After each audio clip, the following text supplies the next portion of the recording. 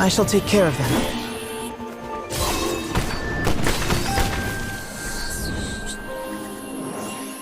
I've got enough death for everyone.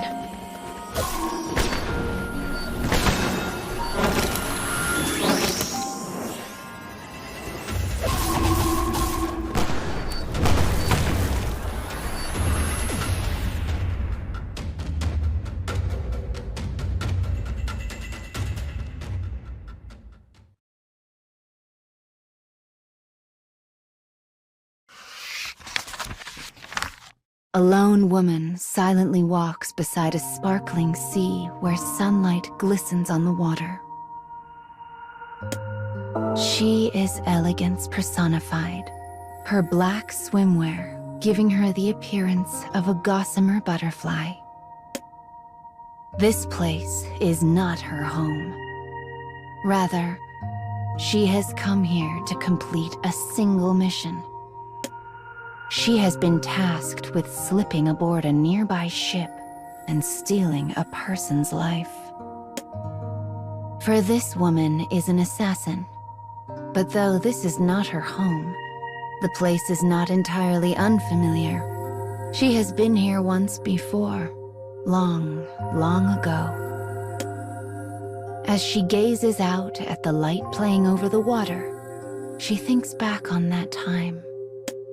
She was young then, so young, her spirit not yet worn thin by the passing of years. She journeyed to this place as part of her rigorous training, tasked with locating a corrupt politician from a rival country. Then, as now, the port was a lively place, with ships from around the world moving in and out on a regular basis. It was a city filled with all manner and races of people, and no one paid any mind to the innocent girl who walked among their number. This was exactly how she wanted it. The more they overlooked her, the easier it would be to gain the information she sought. After a bit, she learned her target would soon be attending a political gathering aboard a ship. But she did not know the identity of the ship, and their number was Legion. If she were to sneak aboard the wrong one, all of her careful planning would be for naught. But as the girl pondered this dilemma, a shock raced through her body. Focused as she had been on the ships, she did not notice the young boy running along the pier and had smashed straight into him.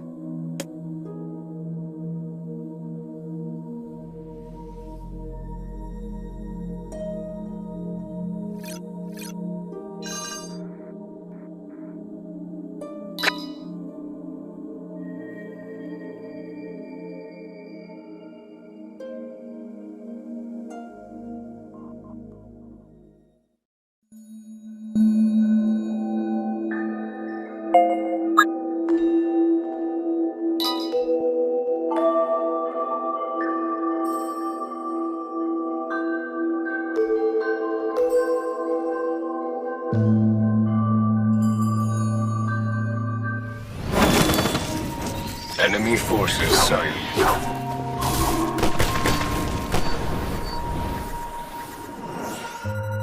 I've got enough death for everyone.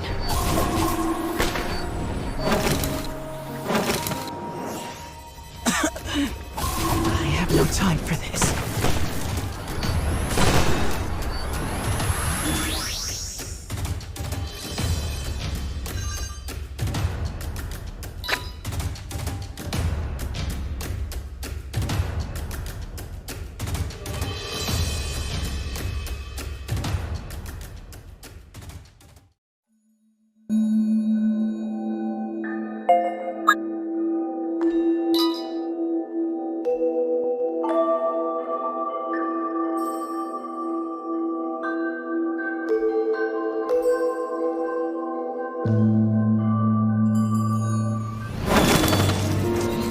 I'll cut down everything in my way.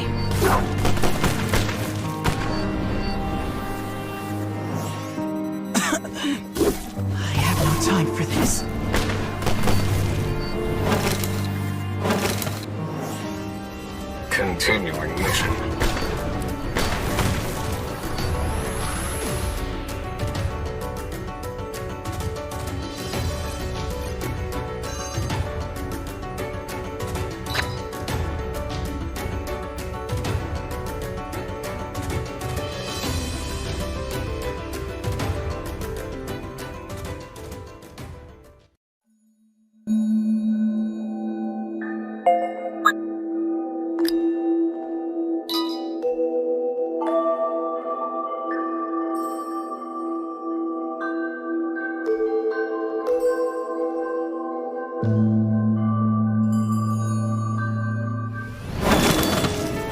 I shall take care of that.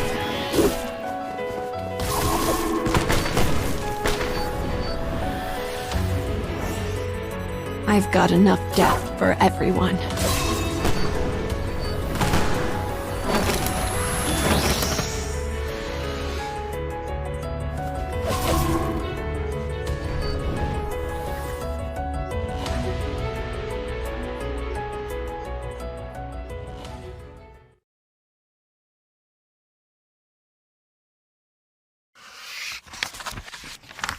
The girl on a mission collided with a young boy along the water's edge. Though clad in fine clothing, he raised his voice in a most undignified howl as he lay upon the ground. Blood trickled from an injured knee. As passers-by began to turn and stare, the girl knew she could not leave the boy as he was. As she began tending to his wound, she asked him, "Where are your parents? Can I take you to them?" But the boy's lowered head only shook back and forth slowly.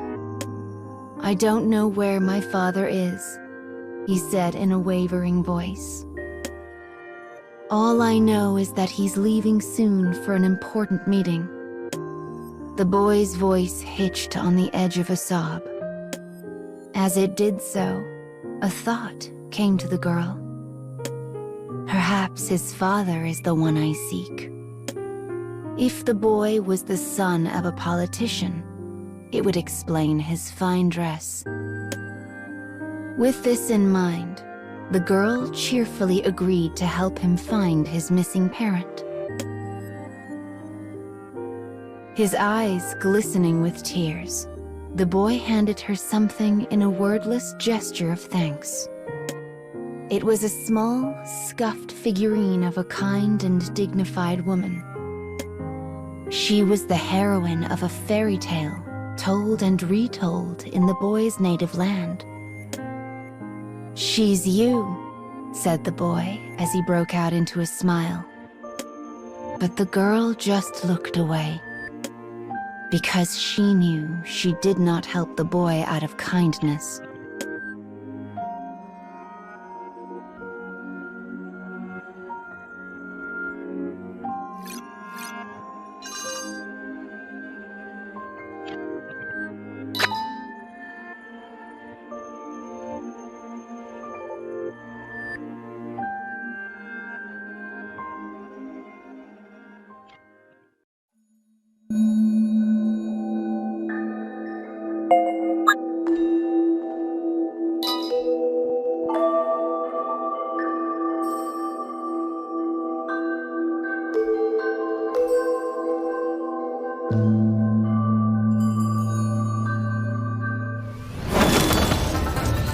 Enemy forces sighted.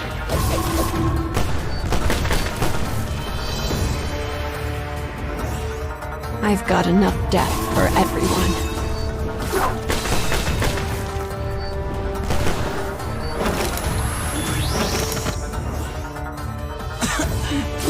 I have no time for this.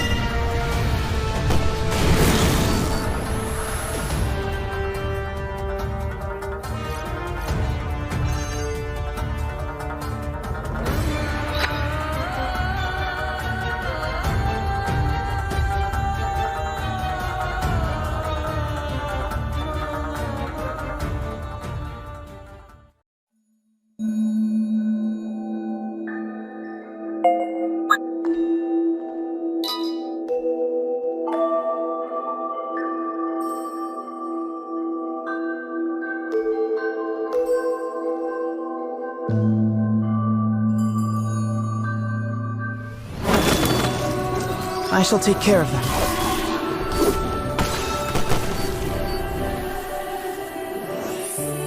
I've got enough death for everyone.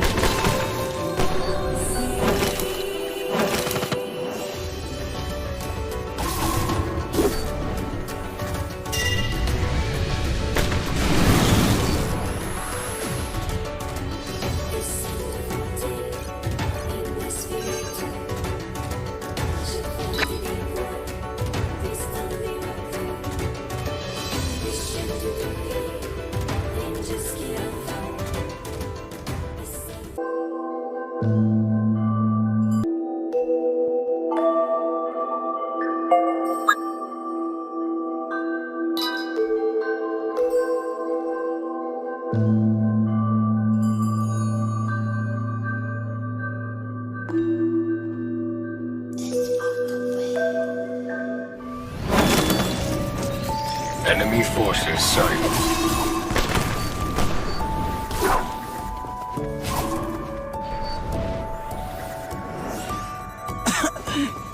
I have no time for this.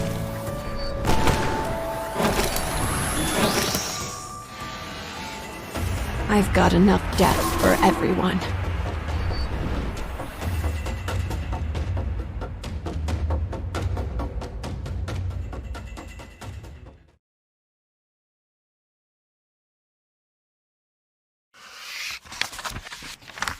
The girl needed to locate the politician's ship as soon as possible. Grasping the boy's hand, she began pulling him up the beach, hoping against hope he would see a familiar sight. Suddenly, his face brightened. "Father," he cried as he slipped from her hand and began to run. The girl raced off after him. Turning around, the father smiled as his son leapt into his waiting arms. "There you are," he said. "You almost made me miss my meeting." The father tilted his head to mutter a word of thanks to the girl, then began carrying his son onto the ship. A sliver of a smile flickered across the girl's face before vanishing as quickly as it came, almost as if it was never there at all. This was her ship. All that remained was to make her way aboard and learn what she could. She immediately began formulating her plan. But as her mind whirled, she noticed a woman moving silently into place behind her. The woman was familiar, for she came from the girl's own house. She had been sent to the port to monitor the girl and ensure the mission was a success. But they were never supposed to interact. Her appearance could only mean one thing. The situation had changed. The woman leaned down and whispered fiercely in the girl's ear. "He means to declare war. We must act. Leave none alive."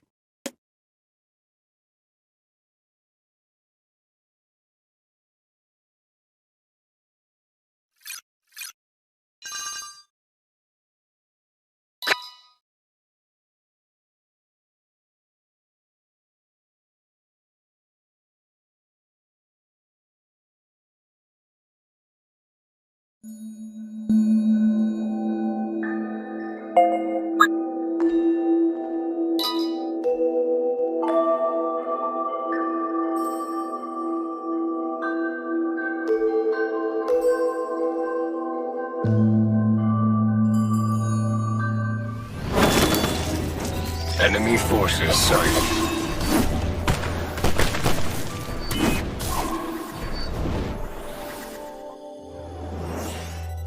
I've got enough death for everyone.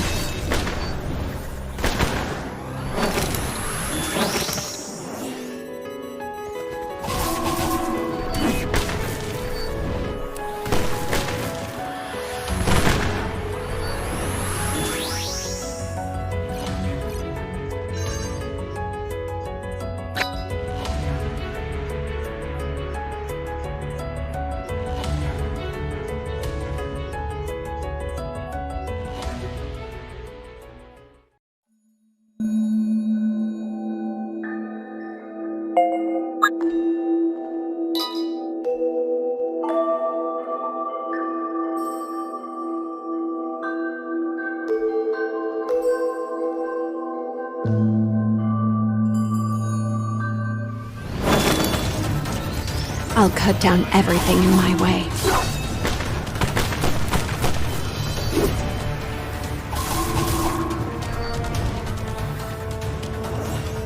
Continuing mission.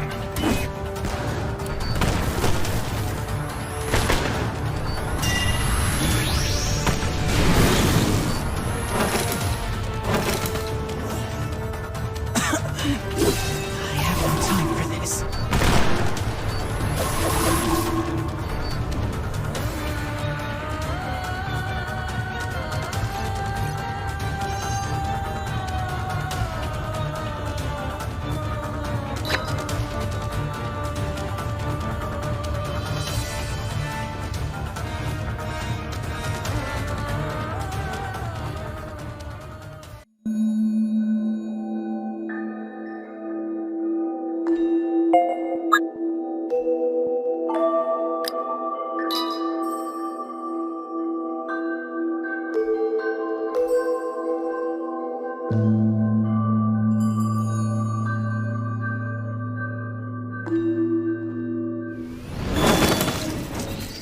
Enemy forces sighted.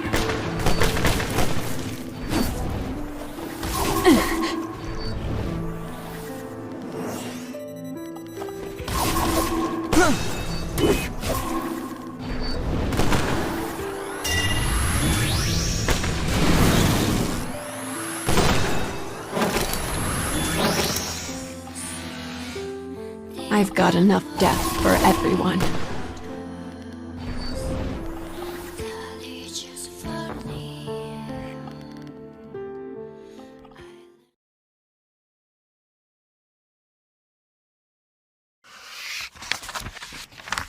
The deck was slick.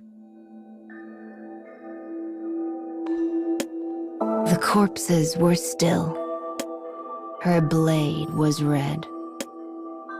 In less time than it takes to draw a breath, the girl and her monitor had slaughtered every last person on the ship.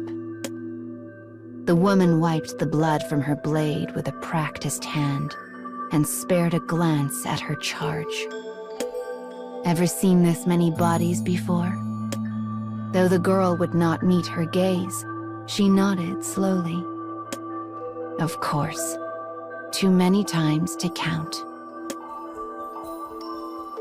The woman chuckled. Right. Forgot you're the boss's daughter. The girl sheathed her blade in silence. By chance, her eyes darted to the water, where she saw the figurine she had received slowly bobbing up and down. Hearing the boy's words in her mind, she dropped her eyes. He was right. She was exactly like the figure, a helpless thing being tossed about, an assassin forever at the mercy of the waves. Years have passed since that day. The woman shakes her head to clear her thoughts as a bell rings out, announcing the arrival of a ship. She knows her targets are aboard. They are foreign politicians who scheme to infiltrate her homeland. Her mission is to prevent that by whatever means necessary. The woman stands some distance away and watches the passengers disembark. One particularly large man steps off clad in nothing but a loincloth. Must have been hot in there, thinks the woman idly. But the next person to step off brings a small shiver of delight. It is her target. Her lord's orders were clear. She was to prevent the invasion of her homeland. She was to kill the target with all speed. It was the same reason she had stained another ship in crimson all those long years ago. The reason why she took the life of the young boy. And the reason why she still remembers the figurine to this day. The one that was exactly like her. A haze of melancholy passes over her face as she looks out over the distant horizon. I wonder where that thing drifted off to. But she shakes off her momentary fugue and begins walking after her target. The footprints she leaves in the sand are stolen away by the waves.